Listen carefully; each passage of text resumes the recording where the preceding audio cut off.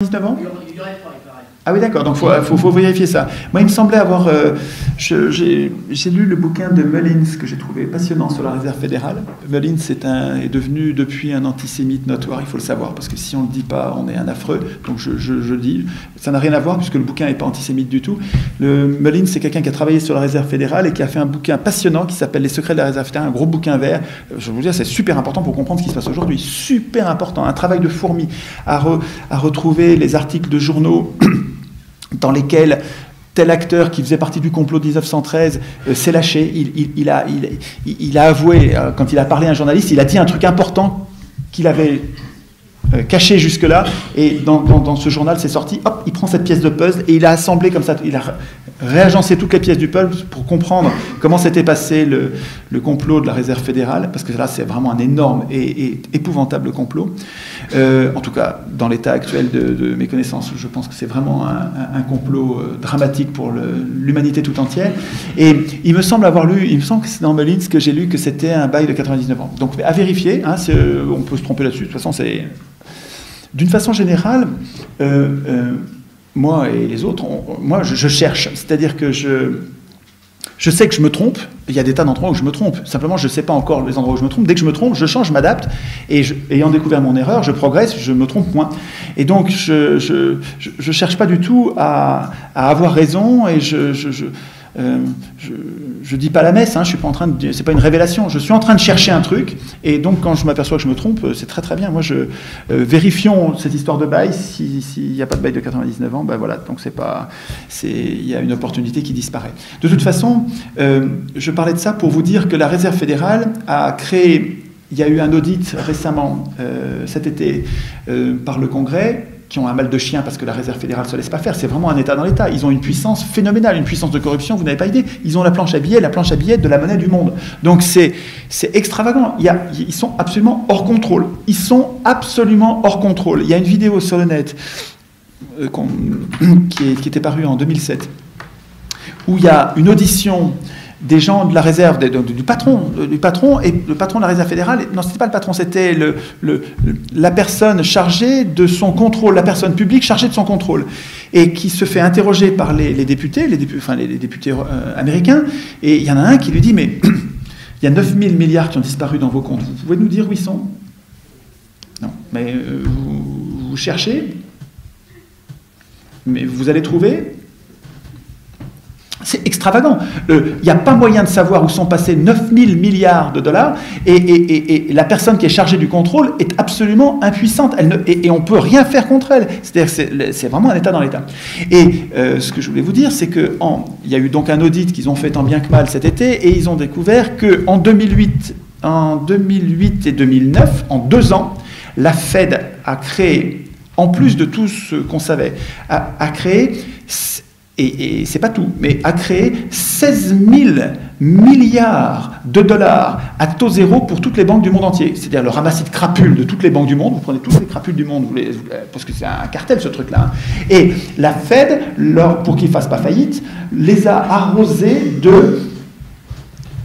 Je vous demande de vous souvenir de ça pour le jour où un membre de notre gouvernement soi-disant socialiste va nous dire « Non, mais on n'a pas l'argent, et quand on va dire « Mais vous pourriez le créer », il va dire « Non, mais monsieur, vous n'êtes pas raisonnable, vous n'êtes pas responsable, monsieur, vous voulez de l'inflation ?» Pendant ce temps, pendant qu'on vous dit il faut baisser les retraites, il faut baisser les cotisations sociales, il faut baisser les prestations sociales, il faut baisser tous les services publics, il faut privatiser, il faut vendre tous les bijoux de famille de la République, pendant qu'on vous dit ça pour économiser quelques milliards, pendant ce temps, les banques entre elles, ceux qui devraient être en tôle parce qu'ils sont en faillite crapuleuse, hein, les banques entre elles font marcher la planche à billets, vous savez, celle qu'il ne faut pas faire marcher, même un tout petit peu, sinon on crée de l'inflation. Eux, ils la font marcher à coût de 16 000 milliards de dollars. C'est des chiffres, c'est inhumain ça. Hein. En 2 ans, à taux zéro, prêté à toutes les banques pour qu'elles ne fassent pas faillite. C'est les mêmes banques. Alors qu'est-ce qu'on peut faire? Moi, je ne vois rien d'autre. Excusez-moi, je suis désolé, c'est l'antienne d'Étienne. Je n'ai pas d'autre solution, parce qu'on est dans un piège absolu. Tout est verrouillé. Hein. Je n'ai pas d'autre solution que d'écrire nous-mêmes notre Constitution. Il faut prendre le problème à la racine. Si vous prenez le problème par ce que je viens de dire, c'est-à-dire la Fed qui crée 16 000 milliards, vous allez vous allez faire comme je fais en ce moment, c'est-à-dire qu'on va blablater, on va discutailler, on va discutailler, c'est-à-dire un truc qui ne sert absolument à rien, on va s'indigner et sans rien changer, parce qu'on prend le problème par le mauvais bout, on prend le problème par les conséquences. Alors on gueule contre les conséquences, et tout ce qu'on peut faire, c'est descendre dans la rue, ils s'en foutent complètement. Donc on est impuissant politiquement, il s'agit de comprendre d'où vient cette impuissance politique. Cette impuissance politique, elle est écrite dans un texte dont tout le monde se fout. Ce texte, c'est la Constitution. Tant que nous la laisserons écrire par d'autres, tant que nous dirons « Ok, la Constitution, c'est bien gentil, c'est théorique, occupons-nous d'autre chose », tant que vous ferez ça, ben vous participerez, nous participerons à notre impuissance parce que nous ne prenons pas le problème à la racine, nous ne sommes pas radicaux. Je sais bien que ça ne donne pas la solution pour demain, mais je crois que ça donne la solution pour après-demain. Parce que si, là, je ne sais pas combien vous êtes, je crois, 50, 100, si en sortant, vous arrivez à convaincre 2 personnes que la cause des causes, c'est-à-dire le truc sur lequel nous devrions nous battre, c'est on ne veut plus de professionnels de la politique dans la prochaine constituante. C'est-à-dire que la prochaine fois qu'on va se révolter comme les Tunisiens, comme les Égyptiens, comme les gens qui se révoltent contre leurs tyrans, à chaque fois, ils élisent l'Assemblée constituante, c'est-à-dire qu'ils nomment leur Assemblée constituante parmi les professionnels de la politique. Donc, c'est reparti, rebelote. Pourquoi ils ont fait ça? Parce qu'ils n'ont pas réfléchi au truc avant. Toute leur vie, on leur a dit élection égale démocratie. Donc, ils y croient, comme moi, il y a 5 ans, comme tout le monde. On y croit parce qu'on n'a pas encore pris conscience. Si, quand vous sortez d'ici, vous arrivez à convaincre 2 personnes que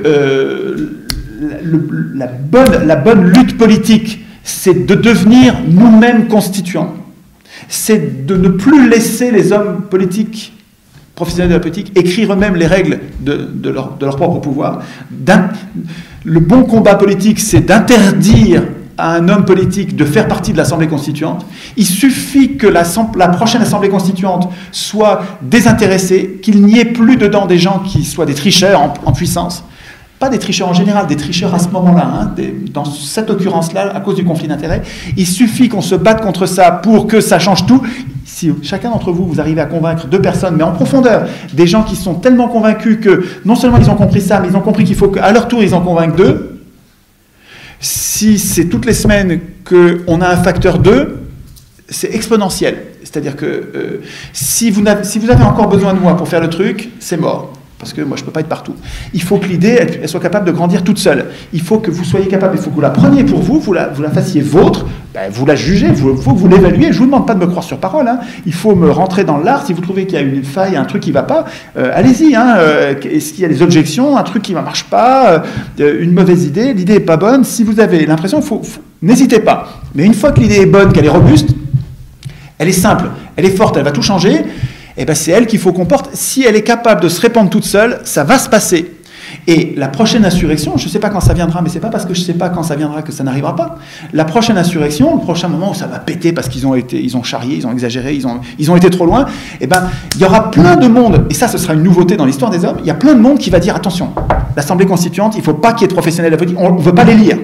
On ne veut pas élire l'Assemblée constituante. On veut qu'elle soit tirée au sort. Ou bien, deuxième possibilité, ou bien il y a une assemblée constituante dans chaque village. Et tous, on écrit la Constitution. On écrit la Constitution du village, de ce quartier de Grenoble. Et puis ensuite, on fait une fédération de communes pour faire mais on fait partie de la démocratie d'en bas. C'est nous qui la voulons, nous voulons devenir constituants. Si on y a réfléchi avant et qu'on est capable d'être, si on est très nombreux à le vouloir, ça arrivera. J'ai pas de meilleure idée, je suis désolé, c'est tout ce que j'ai. Mais bon, voilà, je sais bien que ça ne réglera pas le problème tout de suite. Mais ça veut dire qu'il faut pas arrêter d'étudier les conséquences, parce que les conséquences sont toujours intéressantes. Quand je vois François Dehalleux qui bosse sur le nucléaire, qui va faire des enquêtes, qui est allé à Fukushima, ça lui coûte la peau du dos d'aller à Fukushima, ça fait rien, il met les ronds, parce que c'est sa mission. Et il va enquêter, il nous ramène des nouvelles de Fukushima, on peut l'aider d'ailleurs. Allez voir, il faut chercher François Dehalleux, H-A-2-L-E-X, vous pouvez l'aider en lui donnant un peu des thunes, si vous lui donnez 10 €, vous l'aidez, parce qu'en fait, les petits ruisseaux font les grandes rivières. Ce gars-là a besoin de thunes d'argent, pour nous prévenir, pour nous informer sur l'horreur du nucléaire en France. Et il a fait un film formidable sur les gens qui travaillent dans le nucléaire. Donc, si vous voulez, Je ne dis pas qu'il faut abandonner, évidemment, cette résistance sur les conséquences. Nous avons besoin de tous ces résistants sur les différentes conséquences. Je dis juste que chacun de ces résistants et ceux qui les soutiennent devraient intégrer en plus, c'est pas contradictoire ce que je dis, c'est complémentaire, devraient intégrer en plus une priorité absolue pour le jour où on va avoir la possibilité de désigner une assemblée constituante. Il ne faut pas qu'elle soit élue.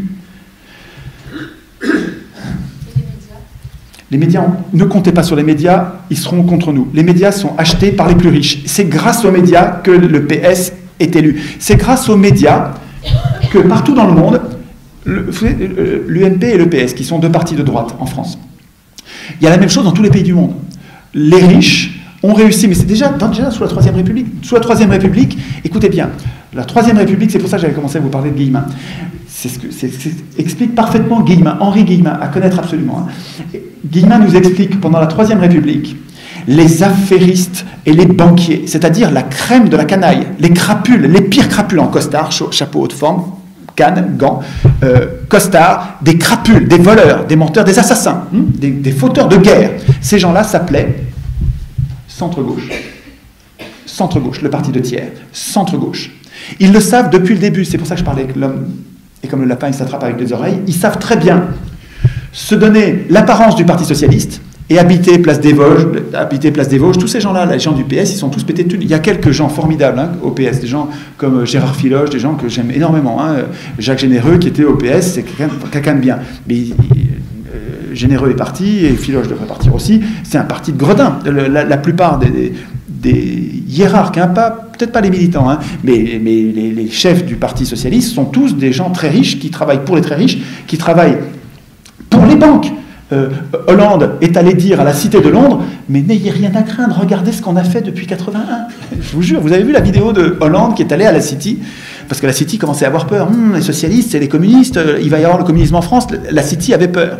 Les marchés, les dieux cruels que sont les marchés, dont nous sommes censés avoir peur, ces dieux, où tout a été organisé pour que nous en ayons peur, parce qu'on nous a mis dans leurs griffes, de façon non nécessaire et ruineuse. Les marchés financiers avaient peur du communisme. Et les Hollande est allé les rassurer en leur disant « Mais attendez, regardez qui nous sommes. Nous sommes des socialistes. » Il n'a pas fait les guillemets, mais il l'a dit. Je veux dire, les marchés ont tout de suite été rassurés parce qu'ils ont vu... Hollande leur a dit « Mais regardez, c'est nous qui avons privatisé. C'est nous qui avons mis en place les stock options. C'est nous qui avons mis en place les marchés financiers, c'est-à-dire le MATIF, c'est-à-dire le marché le plus spéculatif du monde. C'est nous qui avons mis en place toutes ces horreurs. C'est nous qui avons... c'est nous les socialistes qui avons, il n'a pas fait ça, c'est nous les socialistes qui avons désynchronisé les salaires et les prix. C'est nous qui avons supprimé l'échelle mobile des salaires. Et donc, soyez rassurés, vous n'avez rien à craindre de nous, nous sommes les mêmes. Hollande est allé leur dire ça. Donc, c'est pas étonnant. Donc, le PS, c'est un parti de droite, comme le MP, c'est deux partis de droite dure, de droite des banquiers. Donc, c'est vraiment pas... C'est la droite rude. Et... il n'y a rien à attendre de ces gens-là. Qu'est-ce qui permet à ces gens-là d'accéder au pouvoir à coup sûr? C'est l'élection. L'élection va être gagnée par celui qui a été le plus vu par la multitude. Nous sommes 40 millions en France. 40 millions, c'est énormément de gens. L'outil qui sert à être vu par ces gens, avec sa belle cravate, ses belles lunettes, bien coiffé, un gentil sourire, pas un mot de travers, et promettant tout et son contraire, l'outil, c'est la télé. Et la télé et les journaux qui alimentent la télé en information. Donc, c'est absolument stratégique pour les riches d'acheter les télés et les journaux, de les acheter. Quand Rothschild achète Libération, c'est pas pour gagner de l'argent.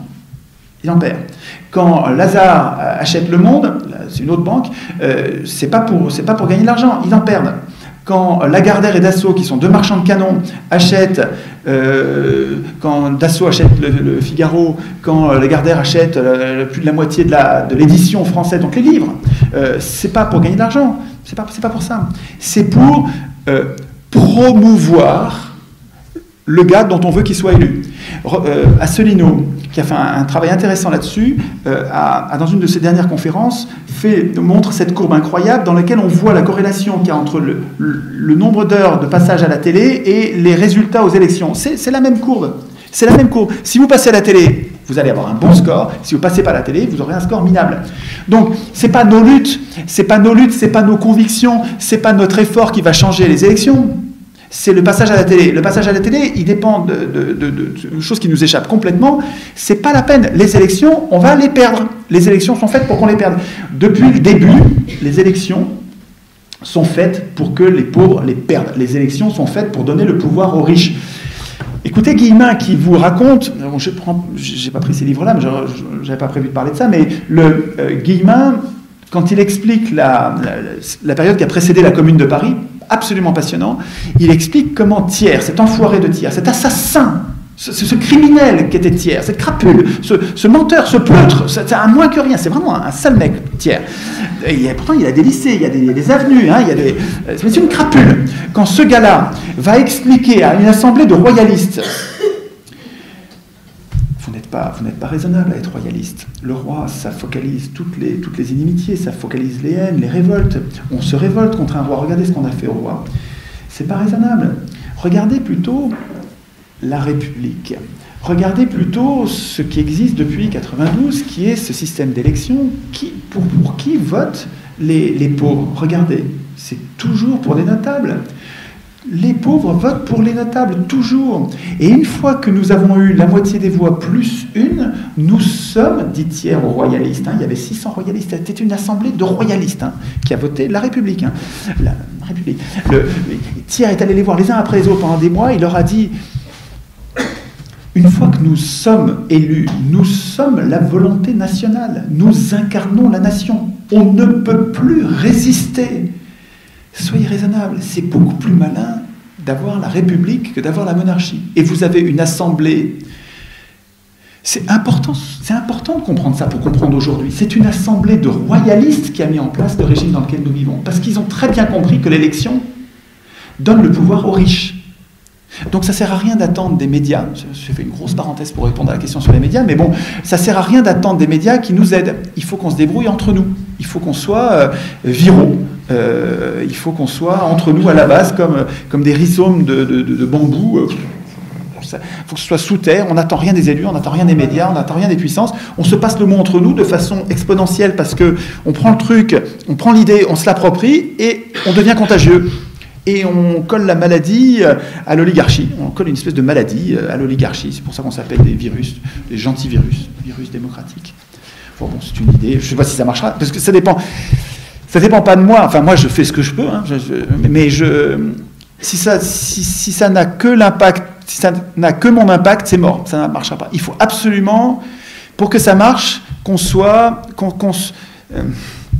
j'aime bien l'image de la chenille qui fait, vous savez, qui toute sa vie fait toutes les cellules se divisent et font elles font leur semblable. Et donc toutes les cellules de la chenille font de la chenille, elles font de la chenille, elles font des cellules de chenille, elles font des cellules de chenille, puis la chenille vit sa vie de chenille en bouffant des végétaux et elle fait des cellules de chenille, des chenilles, de la chenille, de la chenille. Si vous regardez son passé, vous diriez que s'il faut prévoir l'avenir, ça va être encore de la chenille, quoi. Elle fait toujours que de la chenille. Donc si vous prévoyez pour anticiper, vous prolongez le passé, ça va faire de la chenille. Non.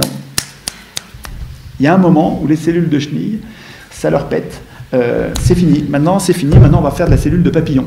Et elles se mettent à fabriquer de la cellule de papillon. Putain, c'est génial ce truc-là quand même. Avant, ça me donne de l'espoir. C'est-à-dire qu'on a été servile pendant des millénaires, on a été servile, on a accepté. Et puis, mais c'est pas pour ça qu'on va toujours accepter. L'enfant qui, toute son adolescence et toute sa jeunesse, il a été docile, il a obéi à ses parents, c'est ses parents qui décidaient. Et puis quand les parents disent, je le fais, je suis pas d'accord du tout, mais je le fais quand même, j'ai pris l'habitude. Et toute sa vie, il a été obéissant. Et puis, alors, qu'est-ce qu'il y a ? Ça veut dire qu'il va être toute sa vie obéissant ? Il y a un moment, ça va lui prendre, et il va dire, mais c'est fini, moi je suis plus hétéronome, moi maintenant je suis autonome. Je vous aime bien, vous, mes élus là, vous étiez des gens très gentils, mais je veux plus d'élus. Voilà, les élus, j'en ai marre, je veux plus d'élus. Ni les élus de Dieu, les élus du peuple, les élus de... Au diable les élus, moi, ni Dieu ni maître, je veux être autonome. Voilà. Et bien, c'est peut-être... Je me dis que peut-être, enfin moi c'est ça que je vis intérieurement depuis quelques années, je vis à une espèce d'adolescence où je me dis je veux plus de représentants. En tout cas, si je veux des représentants, vous savez que le mot représentant c'est polysémique, ça a plusieurs sens en français, ça peut être soit un maître, soit un serviteur. Moi, je veux bien des représentants s'ils sont mes serviteurs, donc je veux les tenir par la gorge, je veux les tenir, et puis qu'ils soient surveillés à tout moment. C'est-à-dire qu'on les contrôle avant, pendant, après le mandat, on les contrôle tout le temps, de façon à ce qu'ils restent nos serviteurs. Si c'est eux qui écrivent les règles, ils ne les écriront jamais. Bon, je suis intarissable là-dessus. Je prends beaucoup trop de temps.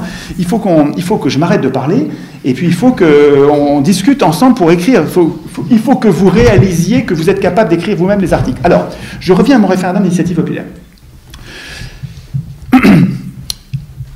On ne pourra probablement pas écrire, on va avoir, je ne sais pas depuis combien de temps je parle, ça fait 1h30. Putain, mais qui est bavard, ce soir. Vite fait, parce qu'après tout à y penser, je crois que vous avez déjà répondu, mais sur les référendums d'initiative populaire suisse, oui. La Suisse, c'est pas un modèle de démocratie. C'est une semi-démocratie, c'est-à-dire qu'ils peuvent se protéger contre les... Qu'est-ce que vous voulez dire que... Si la Suisse était le paradis, on serait... Ah non, mais c'est pas un paradis, mais non, mais attendez, il n'est pas question de... Enfin, moi, j'ai jamais parlé de paradis, je n'imagine pas le paradis. Je cherche un régime politique dans lequel je puisse me protéger le corps social contre les abus de pouvoir. Est-ce que c'est dit de façon suffisamment puissante et consensuelle pour avoir votre accord? Je cherche un corps d'institutions qui permette, je cherche un jeu d'institutions qui permette à un corps social, quel qu'il soit, de résister à d'éventuels abus de pouvoir. Le référendum d'initiative populaire fait partie des institutions qui nous permettent, par construction, de nous poser la question à nous-mêmes et de mener un débat en disant, à l'issue de ce débat, nous pensons, nous, le peuple, alors le peuple suisse, le peuple français, le peuple, n'importe quel peuple, nous, collectivités ayant décidé de vivre ensemble, nous pensons que, et telle décision. Il y a quelque chose de très important sur l'objection du fait que la Suisse soit imparfaite, et que même la Suisse, par référendum, prenne des décisions détestables. Je n'ai pas d'exemple de ça, mais je peux accepter. Enfin, imaginons que les Suisses, par référendum, se posent la question, est-ce qu'on rétablit la peine de mort pour les crimes épouvantables? Est-ce qu'on rétablit la peine de mort? Et imaginons qu'ils votent oui. Ce qui n'est pas le cas. Ils ont eu ce référendum, ils ont voté non, il n'y a pas longtemps. Mais, parce que ça, c'est vraiment des chiffons rouges qu'on nous agite pour nous faire peur, parce que ce n'est pas ce qui se passe, en fait, les gens ne sont pas si bêtes. Donc, en tout cas, imaginons qu'ils votent oui. Je suis censé, quand on me raconte cette histoire-là, je suis censé avoir très peur en me disant, ouh là là, les gens vont mal décider. Ma réponse, c'est, qui suis-je, qui êtes-vous pour dire... Le peuple peut décider ça et ça et ça, mais ça, le peuple ne peut pas. Qui êtes-vous pour dire à un peuple, vous ne pouvez pas décider ça? Si vous voulez, il y a une aporie, une difficulté. Si vous êtes démocrate, si vous défendez le droit des peuples à disposer d'eux-mêmes, il va falloir vous faire à l'idée que de temps en temps, le peuple en question, tel peuple, ne va pas décider la même chose que vous.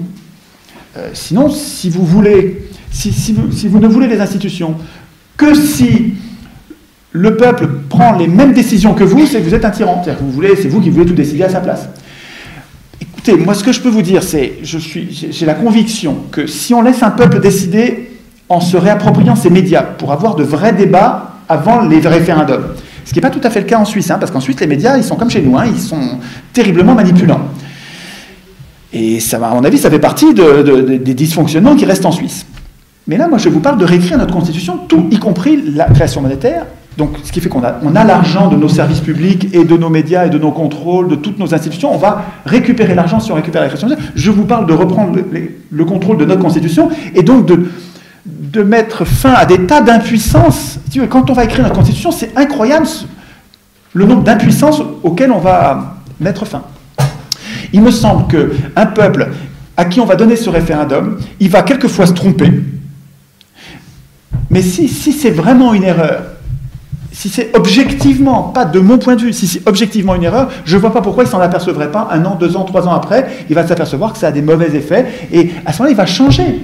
Si c'est vraiment une erreur. Et puis si c'est pas une erreur parce qu'ils trouvent que c'est bon, les résultats c'est bien ce qui compte, et ben voilà, j'étais pas d'accord, c'est pas bien. Mais pour un cas, ou 2 cas, ou 3 cas, ou 4 cas sur lesquels vraiment, moi ça me révulse, et ils ont remis la peine de mort, merde, il fallait pas. Mais en même temps, ces gars-là, ils se sont protégés contre la privatisation de leur service public, ils se sont protégés contre la dégradation de leur retraite, ils se sont protégés contre le nucléaire, ils se sont protégés contre, etc., etc. Ils se sont protégés contre l'injustice, etc. Que sais-je. Si vous voulez, je ne crois pas au chiffon rouge qui consiste à dire si vous donnez le pouvoir au peuple, il va faire que des bêtises. Ça, c'est pas vrai. Je sais bien qu'il ne fera pas que des choses bien, il ne fera pas non plus que des bêtises, il va faire des erreurs, et qui peut prétendre ne pas se tromper? Des élus? Mais c'est une blague, c'est les élus qui déclenchent les guerres. Qui a décidé d'aller balancer des bombes sur la Libye? Des bombes sur la Libye? C'est des citoyens tirés au sort, c'est des jurés populaires? Pas du tout, c'est des élus. Alors que c'est quand même, excusez-moi, hein, mais on ne peut peut-être pas ouvrir le débat sur la Libye, mais c'était pas raisonnable d'envoyer des bombes sur la Libye. Il y a des femmes et des enfants qui sont morts explosés dans des bombes, quoi. Hein. Je ne sais pas si vous acceptez cette idée, enfin moi ça me paraît révoltant. Et je ne pense pas que des peuples feraient ça. Je ne pense pas que des peuples qui ont repris le contrôle de leurs médias, des peuples qui ont des médias possédés par les marchands de canons, peut-être, mais des peuples qui ont repris le contrôle de leurs médias et qui ont de vrais débats, je pense que les peuples sont pas... Ils sont capables d'avoir des querelles de clochers, des querelles, des vraies bagarres idiotes, hein, mais pas des guerres. Une guerre, il faut une intendance d'État, il faut vraiment une organisation, une puissante organisation, et il n'y a que les banques qui font ça, il n'y a que les banques et les industriels qui font les guerres. Nous, les humains, on est capables de faire des bagarres, des querelles, des batailles, mais pas des guerres. Les guerres, on les a que depuis qu'on a fabriqué des États et on a abandonné le pouvoir des États aux riches. Et les riches fabriquent... Écoutez Guillemin, vous allez voir, c'est extraordinaire. Vous allez avoir la guerre pendant la Révolution française, la guerre qu'ont menée les Girondins pour des raisons de politique intérieure. C'est des élus qui ont déclenché les guerres, là. La guerre de 92, les guerres de rapine qui ont consisté à aller voler la Belgique, aller voler tout ce qu'il y avait. Prenez tout, disaient les grands créanciers de l'État. Prenez tout en Belgique. Ce n'est pas les peuples qui ont décidé d'aller faire la guerre, c'est les plus riches qui ont décidé d'aller faire la guerre. Et Guillemin va vous expliquer que c'est la même chose en 1870, c'est la même chose en 1914, c'est la même chose en 1940. À chaque fois, c'est les riches qui font les guerres, les riches, et pas les riches, pas nous sommes riches, hein. Je vous parle des ultra-riches, hein, des 1%, des industriels et des banquiers, la bande des Versaillais, des tiers et des...